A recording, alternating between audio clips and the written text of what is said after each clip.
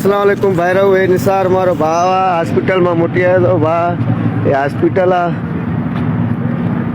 मुक्त ही दोस्तों मां दिलेर सिंधी इन वक्त मौजूद आहियां मलीर में ऐं दोस्तों इहा जेकी तव्हांखे हॉस्पिटल ॾेखारी इते थींदो आहे इलाज बिल्कुलु फ्री में मंशियात जो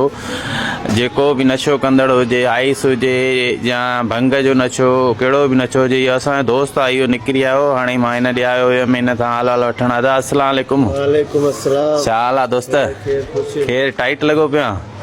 ॿिए हाल भला घणा ॾींहं रखियमि तोखे के 65 ॾींहं रखे 65 ॾींहं रखियनि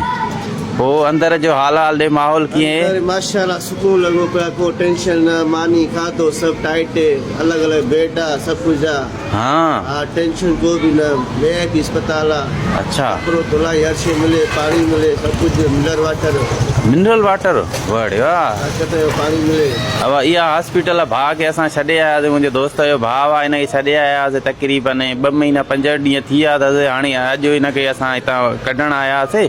इहा ॾिठो पहिरियां वीडियो हिनजी जेको ॿाहिरि निकिरी आयो हे ई मुंहिंजो भाउ आहे ऐं ॿियो चवण जो मक़सदु आहे त